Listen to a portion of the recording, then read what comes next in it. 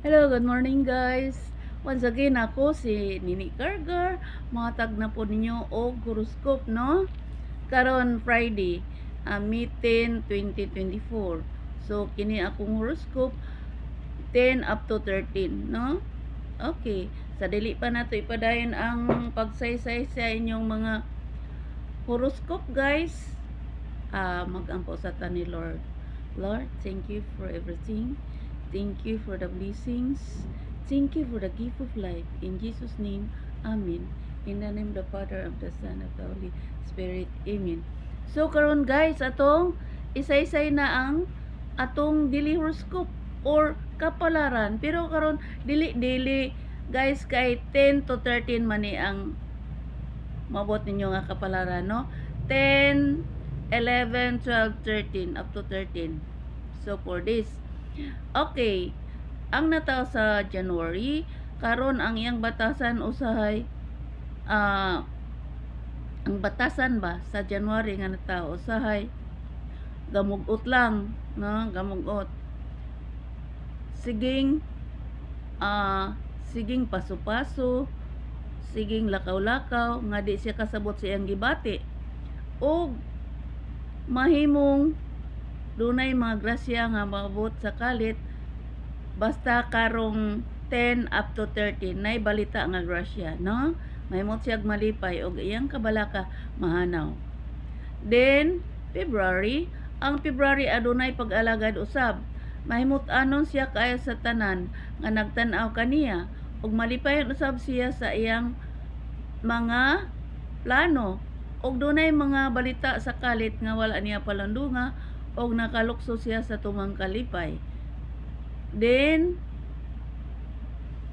March, ang March ana ay pag-alagad karon. Mahimut-anon siya malipayon tungod sa mga balita nga nindot.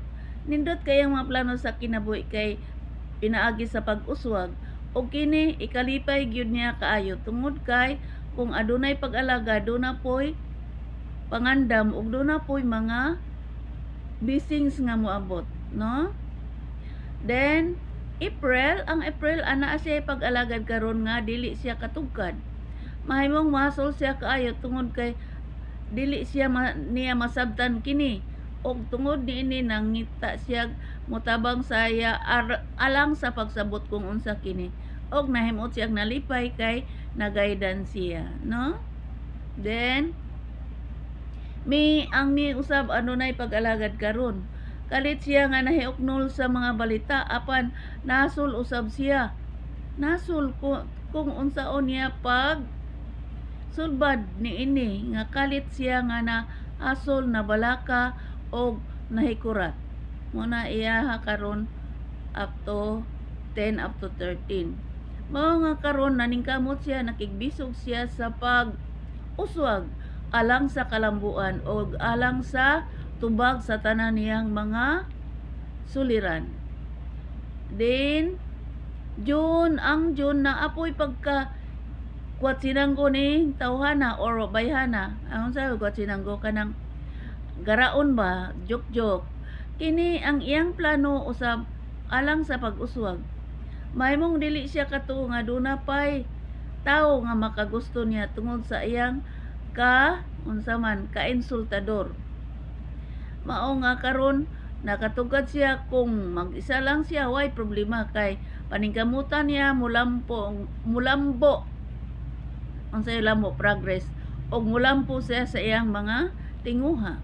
Din July, ang July pod adunay pag-alagad karon.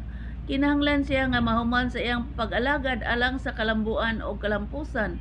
Mahimut-anon siya karong adlaw apan nahasol siya sa mga problema nga hingkalit og abot sa iyang kinabuhi apan pinaagi siyang paningkamot o pinaagi siyang pakigbisog na hanaw na ang tanang mga suliran.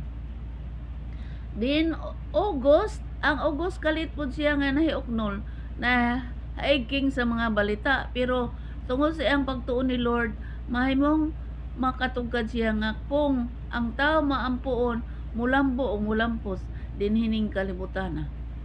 Then September, ang September kalit siya nga nakatugkad nga kung ang tao di mo lihok dili gyud kasapi. Mao nga matagaron og unya mulihok gyud siya sa matarong umayo alang sa kalambuan og sa iyang pangandoy sa kinabuhi nga siya mahimong unsa man mahimong adunahan. Then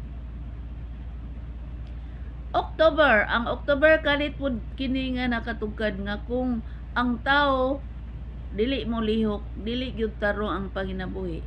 Mao nga kanunay siya matagaron og unya kanunay siyang mulihok, mo trabaho, mo alagad sa eksakto alang sa unsa man sa kalambuan sa kinabuhi og kalampusan sa iyang paningkamot. Then November, ang November pod naa siya kalit nga sakripisyo karon. Nagsakripisyo to siya tungod sa mga pag-alagad nga matagaron og unya nay mga bikil. Hinoon wala pa siya katugkad kung mulambo ba kini apan tungod sa iyang paningkamot gikan karon 10 to 13 na balita nga nindot. Then December, ang December na apoy pagkahimustura niya karon. Unsa may himustura? Arte ba? Gusto siya mamustura. Ganahan siya manindot iyang naong o tanang part sa iyang panglawas. Ikinanglan niya nga magpalambo alang sa iyang panglawas. Meaning gusto siya nga manindot o limpyo iyang lawas o may mutanon siya nga kung siya monindot daghanan niyang mo daig o mahimuot. Apan ang panindot usa ni ka panahon nga iyang buhaton. Iyang sana-sanaon kung ayang pagpanindot mahimo ba siyang maadunahan. Kay og ang panindot og wala siya ma-income, walay pulos. Kinahanglan kung monindot ka, kinahanglan maayo kag sales stock. Mao nga kung unsay pagpanindot, kinahanglan mosulod siya pagka agent. Unsa agent? Sales agent or at iba pa. Kay ang panindot sa tao sana nga good grooming nga siya mulambo o mulampos. Kung pagpanindot lang parte nga panag-ingon dili nindot. Meaning kung magpanindot ka kinahanglan usab nga ikaw mulambo o mulampos sa mga misyon sa kinabuhi og iyakaw mahimong makasapi pinagi sa imong pagpanindot. Meaning ang good grooming mo nay masaligan sa tao nga ikaw gyud maayo o paminsar sa kinabuhi.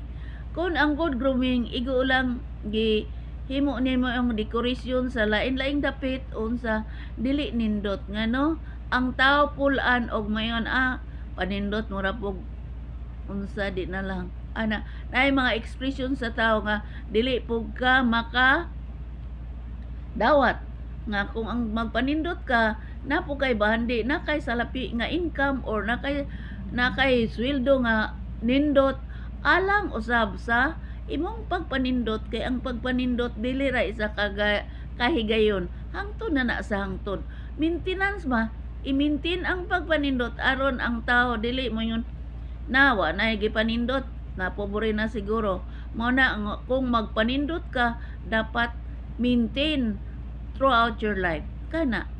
Og ako na humanaman okay pa guys. Okay kuko unsa man na si Coco Martin nindot ang siyang salida og maka learn po dag something nga kung magpasagad ka walay pulos no mga ang 1 to 3 mao nay batasan matagaron og unya no ang 1 to 3 og kining 142 148 mao na ang guide nimo karong adlaw. Kung ganahan mo sige apan gate 1 or 2 lang mao na ang akong pahibalo ninyo. Og shout out to my beautiful family, relatives and friends in the Philippines and abroad. Shout out sa Planet Earth. Shout out sa Bat 70, especially to Elsa Likit. Nag-follow gid siya sa ako guys. Ni Antonita Valderas, ni Junanisha 18, ni Valentin Yuri, ni Lorna Lucero sa una pa niha, mga miss pa na. ni Myrna, ni Ima, ni Benedicta, ni Celestina, og tanan-tanan sabat 70 si ni Romulo, wapog tingog si Romulo ba? Olarbida man na siya. Then kinsa pa? Si Franklin Salubre. Muna ako na hinunuban o muna akong pahibalo nga sa atong pag siguro kanang atong natay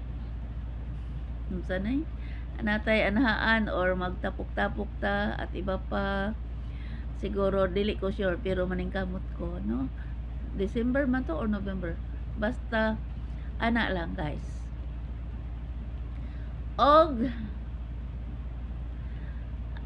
shout out to Holy Child Collegiso Butuan. Ang Holy Child guys na school na hospital og ang K-12 no wala na bayad ang miscellaneous og tuition. Og ang ID na nalay bayaran og books. Muna akong balita ninyo guys og ang pag-alagad mao gyud ang bahandi ning kalibutan na, no? Ang pag-alagad mao'y bahandi ning kalibutan na. Kung wa kay pala pag-alagad, walay pulos ang imong kinabuhi. Ngano man? Kay og magpangka ka sa imong kinabuhi, kinahanglan mo alagad ka alang sa kalambuan og alang sa kalampusan og magkaedad ka kinahanglan mangalagad ngano aron dili ma-Alzheimer's unsa man na magkalimot na sa bisan unsa mao na nga bawal nga magpuyo lang magpungko magtabako-tabako unsa pa magdama-dama kinahanglan na akay alagaran nga maayo og matarong og karon moingon ko kini si Nini Gargar kay mo duty pa ko ready na ko sa akong uniform guys na moingon goodbye I hate to see you go but have a good time so long I miss you there I know but have a good time. Have a good time to lubas guys. God bless. Mga damuhay po. Mua.